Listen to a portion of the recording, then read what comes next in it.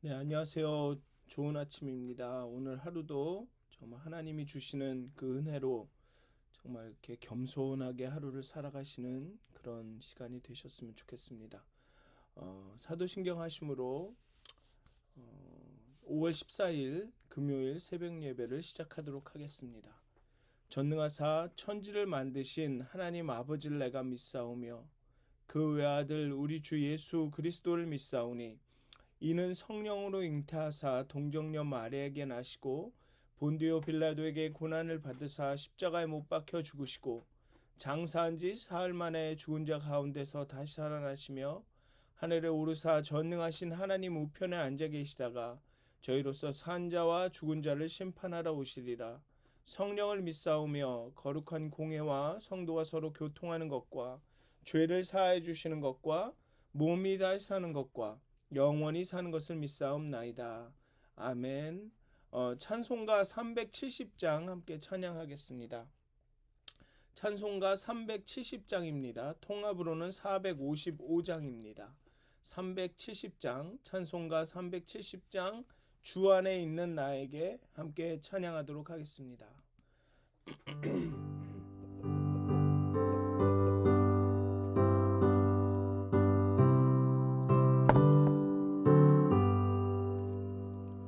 주 안에 있는 나에게 난 근심이 있으랴. 십자가 밑에 나가 내 짐을 풀었네. 주님을 찬송하면서 할렐루야 할렐루야. 내 앞길 멀고 험해도 나 주님만 따라가리. 그 두려움이 변하여 내 기도 되었고 전날의 한숨 변하여 내 노래 되었네. 주님을 찬송하면서 할렐루야 할렐루야. 내 앞길 멀고 험해도 나 주님만 따라가리. 내 주는 자비하셔서 늘 함께 계시고 내 궁핍함을 아시고 늘 채워주시네. 주님을 찬송하면서 할렐루야 할렐루야. 내 앞길 멀고 험해도 나 주님만 따라가리. 내 주와 맺은 언약은 영불변하시니 그 나라 가기까지는 늘 보호하시네. 주님을 찬송하면서 할렐루야 할렐루야. 내 앞길 멀고 험해도 나 주님만 따라가리. 아멘. 찬송가 383장 한 장 더 찬양하시겠습니다. 통합으로는 433장입니다. 찬송가 383장 눈을 들어 산을 보니 함께 찬양하도록 하겠습니다.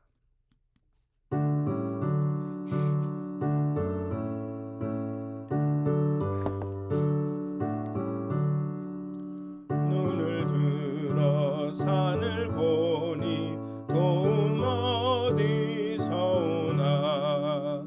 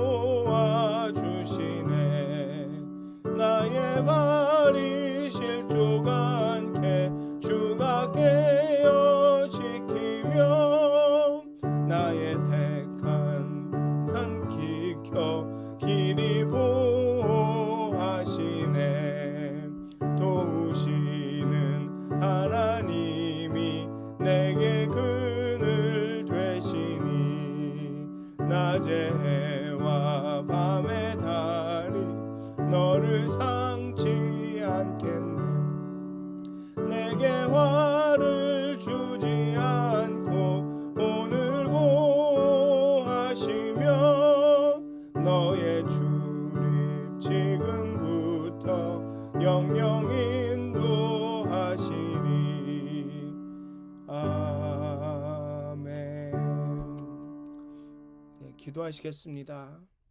하나님, 우리를 늘 당신의 품 안에 품어주시고 정말 하나님 안에 거할 수 있게 해주셔서 감사합니다.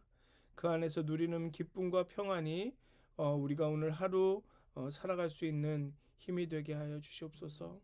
오늘도 하나님의 그 도우심과 하나님의 인도하심, 또 하나님의 그 임재하심을 바라며 하나님 앞에 나갑니다. 하나님 앞에 나아가 기도하고 찬송하고 묵상합니다. 하나님, 우리에게 깨우침을 더하여 주시고 정말 오늘 하루를 살아갈 수 있는 그 말씀을, 은혜를, 힘과 용기를 얻게 하여 주시옵소서. 우리의 마음의 문을 열어주시고 정말 우리와 함께 계셔서 우리를 위해 일하시는, 우리를 위해 싸우시는 하나님을 정말 느끼고 경험할 수 있도록 함께 하여 주시옵소서. 감사합니다. 예수님의 이름으로 기도하였습니다. 아멘. 오늘 함께 나누실 말씀은 사도행전 7장 1절부터 16절까지의 말씀입니다. 사도행전 7장 1절부터 16절까지의 말씀입니다. 제가 봉독하도록 하겠습니다. 사도행전 7장 1절부터 16절까지의 말씀입니다. 대제사장이 이르되 이것이 사실이냐? 스데반이 이르되 여러분 부형들이여 들으소서. 우리 조상 아브라함이 하란에 있기 전 메소보다미아에 있을 때 영광의 하나님이 그에게 보여 이르시되 내 고향과 친척을 떠나 내가 네게 보일 땅으로 가라 하시니 아브라함이 갈대아 사람의 땅을 떠나 하란에 거하다가 그의 아버지가 죽음에 하나님이 그를 거기서 너희 지금 사는 이 땅으로 옮기셨느니라. 그러나 여기서 발붙일 만한 땅도 유업으로 주지 아니하시고 다만 이 땅을 아직 자식도 없는 그와 그의 후손에게 소유로 주신다고 약속하셨으며 하나님이 또 이같이 말씀하시되 그 후손이 다른 땅에서 나그네가 되리니 그 땅 사람들이 종으로 삼아 400년 동안을 괴롭게 하리라 하시고 또 이르시되 종 삼는 나라를 내가 심판하리니 그 후에 그들이 나와서 이곳에서 나를 섬기리라 하시고 할례의 언약을 아브라함에게 주셨더니 그가 이삭을 낳아 여드레 만에 할례를 행하고 이삭이 야곱을, 야곱이 우리 12조상을 낳으니라. 여러 조상이 요셉을 시기하여 애굽에 팔았더니 하나님이 그와 함께 계셔 그 모든 환난에서 건져내사 애굽 왕 바로 앞에서 은총과 지혜를 주심에 바로가 그를 애굽과 자기 온 집의 통치자로 세웠느니라. 그때 애굽과 가나안 온 땅에 흉년이 들어 큰 환난이 있을세 우리 조상들이 양식이 없는지라. 야곱이 애굽에 곡식이 있다는 말을 듣고 먼저 우리 조상들을 보내고 또 재차 보내매 요셉이 자기 형제들에게 알려지게 되고 또 요셉의 친족이 바로에게 드러나게 되니라. 요셉이 사람을 보내어 그의 아버지 야곱과 온 친족 75사람을 청하였더니 야곱이 애굽으로 내려가 자기와 우리 조상들이 거기서 죽고 세겜으로 옮겨져 아브라함이 세겜 하몰의 자손에게서 은으로 값주고 산 무덤에 장사되니라. 하나님이 아브라함에게 약속하신 때가 여기까지죠. 네. 사내들인 공회가 열리고 의장인 대제사장은 스데반에게 사람들이 고발한 내용이 사실이냐고 묻습니다. 대제사장이 이르되 이것이 사실이냐. 그리고 고발의 내용은 6장에 나오는데요. 이 사람들은 그 스데반이 너무나도 이렇게 말을 잘하고 지혜롭게 이야기하니까 사람들을 사서 거짓으로 증언을 하게 하죠. 거짓으로 고발하게 합니다. 즉 스데반이 모세와 하나님을 모독하고 이 거룩한 곳, 즉 성전 아니면 이 약속의 땅인 그 예루살렘을 얘기하겠죠. 이 거룩한 곳과 이 성전과 율법을 거슬러 말한다 라고 이렇게 거짓 증언을 하게 합니다. 또 그들이 전하는 예수는 성전을 헐고 율법을 고치겠다고 말한다 라고 이렇게 거짓으로 증언하게 됩니다. 그리고 스데반은 이 대제사장의 질문에 대답을 합니다. 아주 긴 연설이죠. 56절까지의 연설인데요. 이 연설을 세 부분으로 나눠서 3일에 걸쳐서 읽도록 하겠습니다. 참 이러한 본문을 만날 때마다 이 설교를 하기가 참 어렵습니다.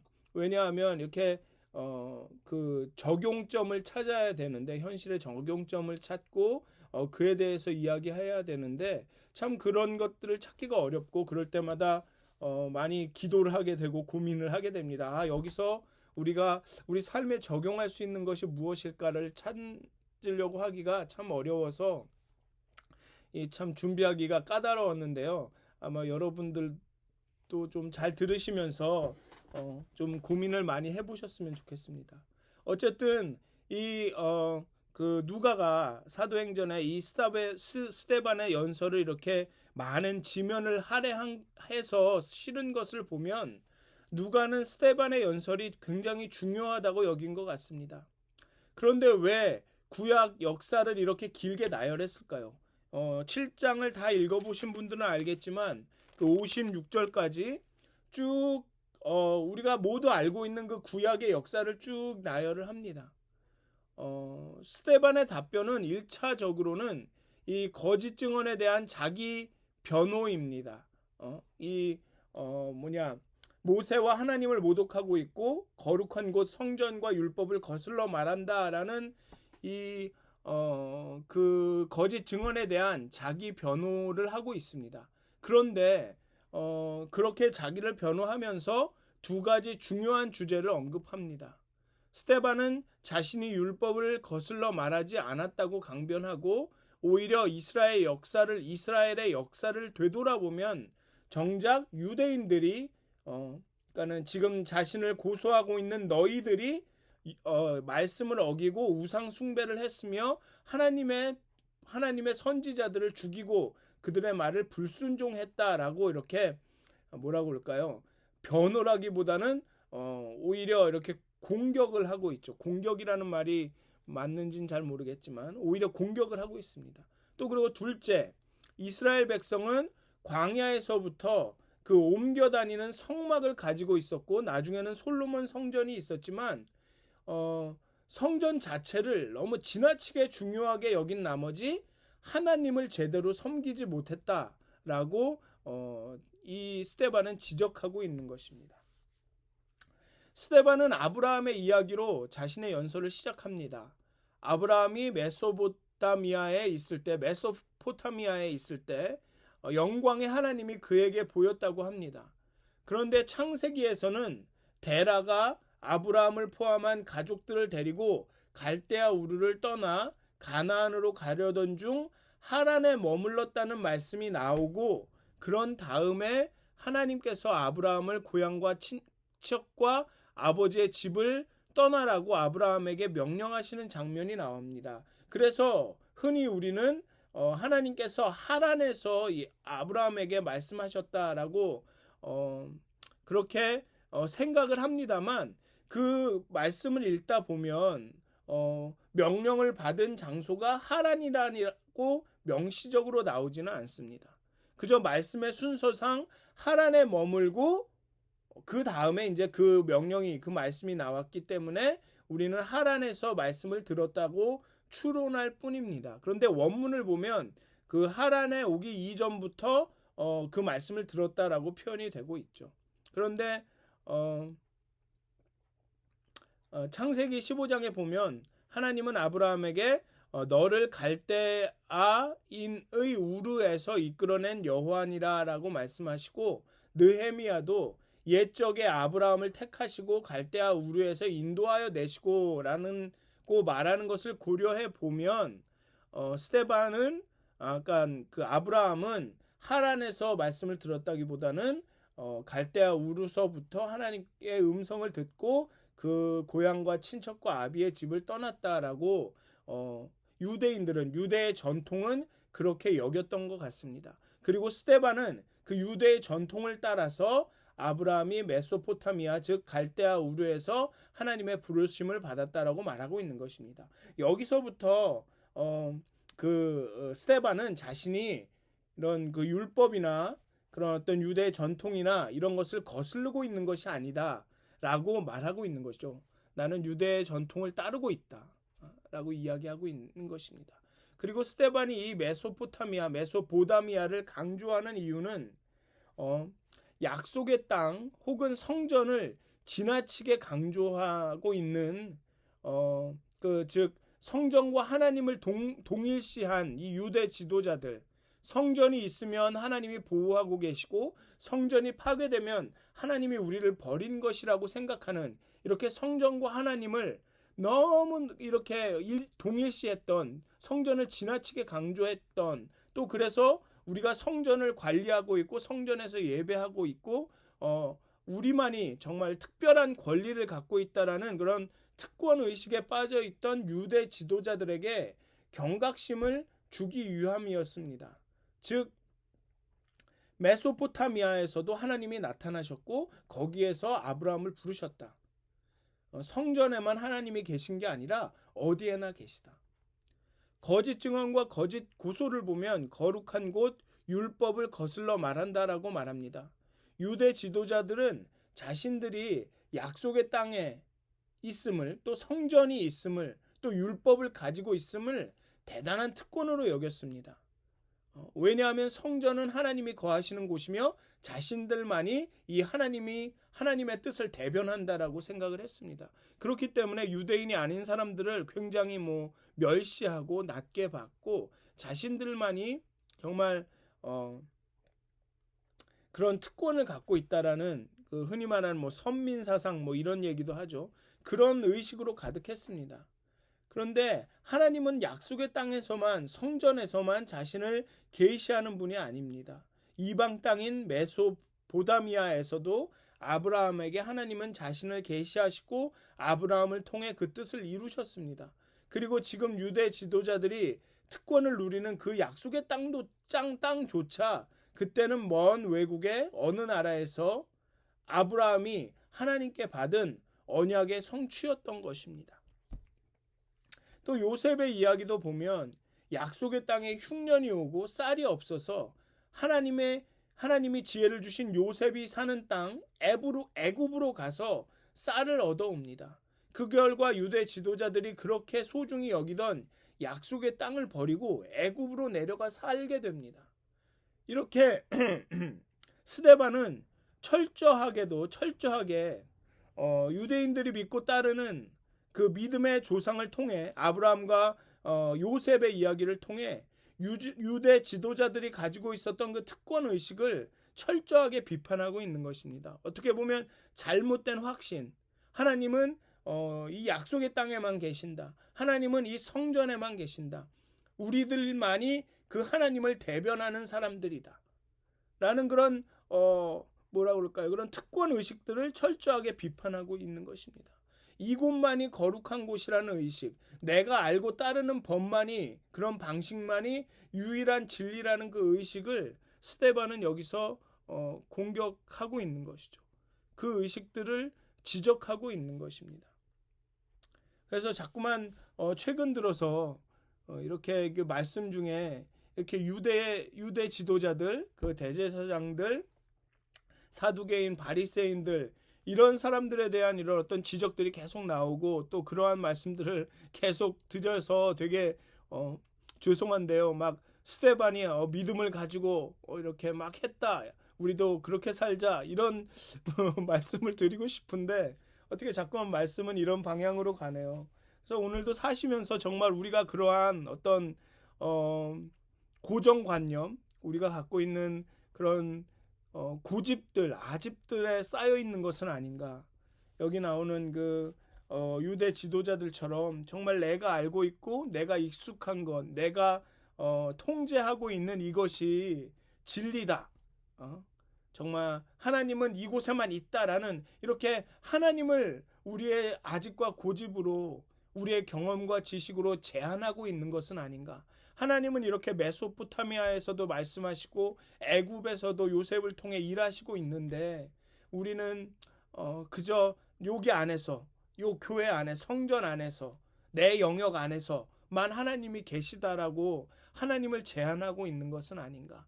하나님은 내가 아는 방법대로만, 내가 경험한 대로만, 내가 알고 있는 대로만 역사하신다라고 하나님을 제한하고 있는 것은 아닌지 좀 생각해 보셨으면 좋겠습니다.